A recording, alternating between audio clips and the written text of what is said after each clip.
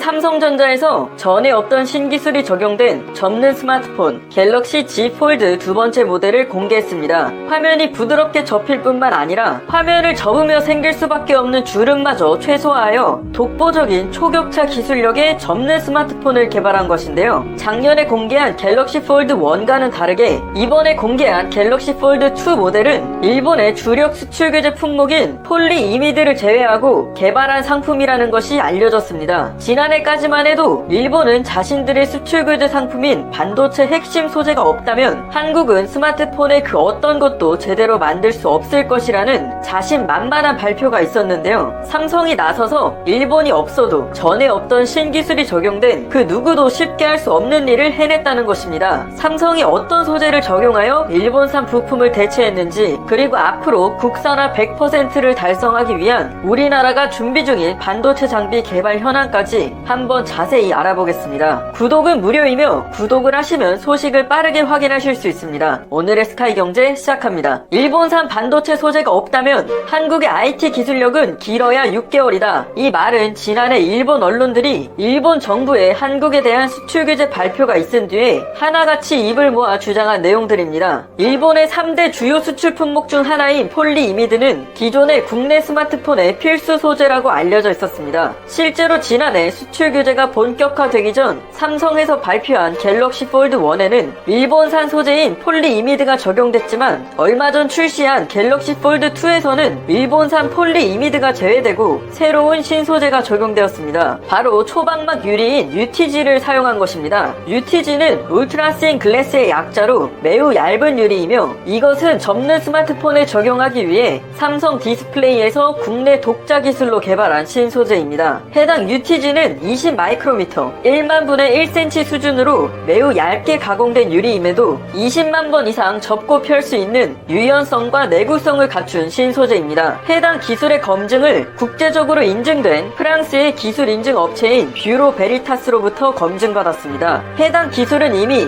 삼성 디스플레이에서 2013년부터 연구하기 시작해 벌써 몇 년 전에 연구 개발을 끝마쳤습니다. 하지만 이런 신기술의 존재를 몰랐던 일본은 삼성을 비롯한 우리나라 IT 업체들에선 일본의 반도체 소재가 없으면 곤란해질 것이라 주장하다가 한국의 UTG 신기술을 보고 망연자실하는 중입니다. 그렇다면 한국은 왜 얼마 전까지 일본산 소재를 사용하다가 이제 와서야 UTG를 사용하게 된 것일까요? 그 답은 매우 간단한데요. 바로 일본산 소재가 저렴한 편에 속했고 품질도 그럭저럭 괜찮았기 때문입니다. 일본산 부품이 적당한 가격대에 많은 곳에서 사용 중이라 교환이나 수리를 하기 수월했기 때문에 굳이 우리가 직접 만들지 않아도 됐었던 겁니다. 예를 들면 주변 식당에 가면 중국산 김치가 많이 나옵니다. 요새 중국산 김치는 품질이 월등히 좋다기보다는 맛도 그럭저럭 괜찮고 무엇보다 가격이 저렴하죠. 우리가 김치를 못 만들어서가 아니라 식당에서 중국산 김치를 사용하는 이유는 보통 가격 때문입니다. 그런데 어느 날 갑자기 중국에서 자기들이 만든 김치가 아니면 한국 사람들은 반찬을 먹을 수 없게 된다며 김치 수출을 금지한다고 생각해보면 완전 어이가 없을 겁니다. 우리가 김치를 못 만들어서 안 만드는 게 아니니까요. 일본의 수출 규제가 이와 비슷한 내용입니다. 한국에선 이미 신소재 개발도 끝마친 상황이지만 단순히 무난한 일본 제품을 써왔던 것인데 그게 없다고 해서 우리가 스마트폰을 못 만들 것이라는 게 일본의 주장인 것입니다. 즉 일본의 부품 소재 업체들은 한국 대기업에 납품하는 하청업체들 중 하나입니다. 세상에 어떤 대기업이 하청업체가 납품을 안 해줘서 위기를 맞게 된 적이 있을까요? 보통 그렇게 위기를 줄 만한 하청업체들이면 대기업에선 해당 업체를 인수하거나 기술을 개발하여 대비를 합니다. 그런데 주제를 모르던 하청업체가 납품 물품을 가지고 배짱을 부린다면 결과는 좋지가 않겠죠. 지금 일본의 소재 업체들은 매우 곤란한 상황에 빠졌습니다. 한국의 스마트폰 제조는 세계에서 가장 규모가 크기 때문에 한국에 납품을 한다는 것 자체가 하청업체로서는 굉장히 안정된 판매처를 보유하게 되는 것입니다. 작년까지만 하더라도 삼성은 일본의 스미토모사에서 투명 폴리이미드를 납품받았습니다. 해당 납품 규모는 133억엔, 우리 돈 1,500억 원 정도의 규모인데 지금은 거래가 완전히 끊겼습니다. 이에 일본의 스미토모사에선 매출이 곤두박질 쳤고 거래처가 사라지자 재고가 늘고 상황이 안 좋아졌습니다. 이번에 출시된 갤럭시 폴드2는 삼성에서 출시한 스마트폰 중 역사상 가장 비싼 모델입니다. 무려 240만원 선이 부분인데요. 이렇게 초고가 프리미엄 스마트폰에 국내 업체가 납품한 부품을 적용했다는 점에서 의미가 있습니다. 앞으로 새롭게 출시할 그 어떤 스마트폰에서도 일본산 부품은 설 자리가 없다는 뜻이기도 합니다. 삼성에서 일본산 소재에서 벗어나 국산 소재를 적용하자 해외의 IT 전문가들도 호평을 하고 나섰습니다. 일본산 부품이 적용됐던 기존의 모델에선 필름이 벗겨지는 등의 문제가 발생해서 출시가 미뤄지는 일이 생긴 적이 있지만 이번엔 국산 소재로 필름이 존재하지 않고 유리로 되어 있기 때문에 일본산 소재에서 나타났던 문제점이 발생하지 않는다는 점입니다. 한마디로 완성도가 더욱 높아졌다는 뜻입니다. 삼성은 기술뿐만 아니라 디자인에서도 호평을 받았습니다. 휴대폰이 아니라 예술작품이라는 평가부터 세상에 없던 것을 창조해낸 디자인이라는 등 각종 매체와 해외 전문가들로부터 극찬이 나왔습니다. 우리나라의 기술력 확보를 위한 노력은 여기서 그치지 않고 일본이 발을 붙이지 못하도록 준비 중입니다. 지난달 말일 삼성의 실적 설명회에서 그동안 일본이 꽉 잡고 있던 EUV 포토레지스트 산업에 진출하겠다며 여러 제조업체와 긴밀하게 협력하겠다는 의지를 밝혔습니다. EUV 장비의 포토레지스트를 꽉 잡고 있는 일본 기업은 시장 점유율 70% 이상을 차지하고 있으며 이에 일본 정부가 지난해 7월부터 EUV용 포토레지스트 수출 제한 조치를 해왔습니다. 이에 삼성에서는 협력사들과 포토레지스트를 개발하여 일본 업체를 뛰어넘는 기술력을 보여주겠다는 발표가 있었고 최근 일본의 반도체 소재 업체들은 지난 1분기에 이어서 2분기마저도 실적이 악화됐다는 발표가 나왔습니다. 삼성에 공급하던 것이 끊어진 스미토모 화학은 지난해 2분기보다 매출액은 530억엔, 우리 돈 약 6천억원이 감소하였고 영업이익은 436억엔, 우리 돈 약 5천억원이 감소하였습니다.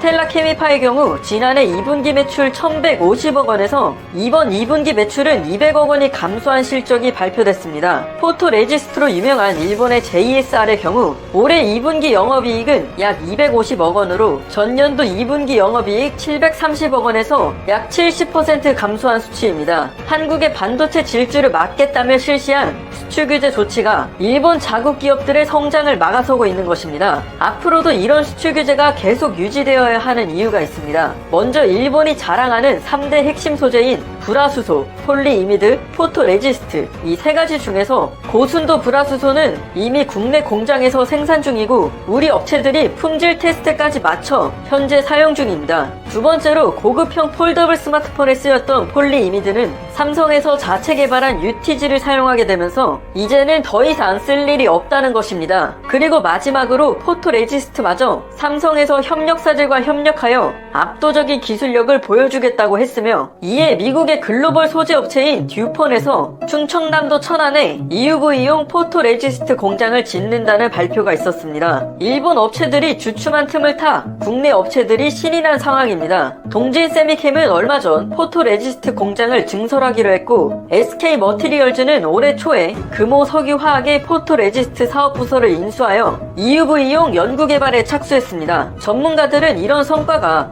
수출 규제가 있은 지 1년 만에 이뤄낸 엄청난 기술력과 노력의 결과라는 평가입니다. 우리 기업들이 기술력이 부족했다면 스스로 자체 개발하는 것이 쉬운 일은 아니었을 겁니다. 상황이 어떻게 되었건 간에 이번 수출 규제의 결말이 점점 보이고 있습니다. 일본 업체들은 천문학적인 영업 손해가 있는 상황이고 이것은 계속해서 쌓일 텐데 얼마나 더 버틸까요? 이제 와서 다시 수출을 풀어주겠다고 하면 모든 게 해결될까요? 우리나라 자체적으로 최신식 공장이 올라가고 있는 상황에 얼마 뒤면 일본의 소재들은 사용하지 않게 되고 뛰어난 기술력으로 경쟁력을 갖춘 우리 것을 사용하게 될 것입니다. 즉 이 말은 그동안 일본 반도체 소재의 최대 고객이었던 한국이 일본을 떠난다는 말이고 최근 발표된 일본 업체들의 마이너스 실적은 앞으로도 비슷하게 유지될 것이라는 전망입니다. 이에 눈치 빠른 일본 업체들은 수출 규제의 영향을 피해 아예 한국으로 넘어오고 있는 상황입니다. 일본 업체인 다이오 홀딩스는 충남 당진에 숄더 레지스트 공장을 짓는다고 발표했으며 간토덴카 공업도 마찬가지로 충남 천안에 반도체 소재용 카르보닐 가스를 제조하는 공장을 가동했습니다. 일본이 야심차게 준비한 수출 규제였지만 한국은 거의 영향을 받지 않고 늘 하던 것처럼 전 세계인들이 열광하는 스마트폰을 만들며 우수 우수한 반도체 제품을 생산하고 있습니다. 거기에 그치지 않고 그동안 일본이 생산하던 수많은 반도체 소재 공장들을 국내에 새로 짓고 가동하여 지역 경제 발전과 일자리 창출에 이바지하고 있습니다. 전 세계 1위 소재 업체인 듀폰과 심지어 일본의 업체들마저 한국으로 들어와 공장을 짓고 일자리를 창출하고 있습니다. 일본의 수출 규제가 있은 지 벌써 1년인데요. 우리 국민들은 처음에 이런 수출 규제가 말이 되냐, 최대 고객인 한국에게 무슨 근거로 수출을 규제하냐는 등 이해할 수 없다는 반응이었지만, 날이 가면 날이 갈수록 일본의 수출 규제 조치가 결과적으로 우리에게 이득이 되는 상황이 오고 있습니다. 앞으로 일본에서 어떠한 정책을 내놓든지 한국은 지금처럼 영리하게 해결해 나갈 수 있을 것이라는 확신이 들었습니다. 일본의 조치로 한국이 이득을 보게 되는 상황에 여러분들의 생각은 어떠신가요? 스카이 경제팀은 여러분들의 생각이 궁금합니다. 어떤 의견이든 좋으니 여러분의 생각을 자유롭게 댓글로 남겨주세요. 여러분들의 댓글 의견을 반영해서 더욱더 유익한 영상과 소식으로 찾아오겠습니다. 여기까지 시청해주셔서 정말 감사드리고 항상 행복하시고 건강하셨으면 좋겠습니다. 요새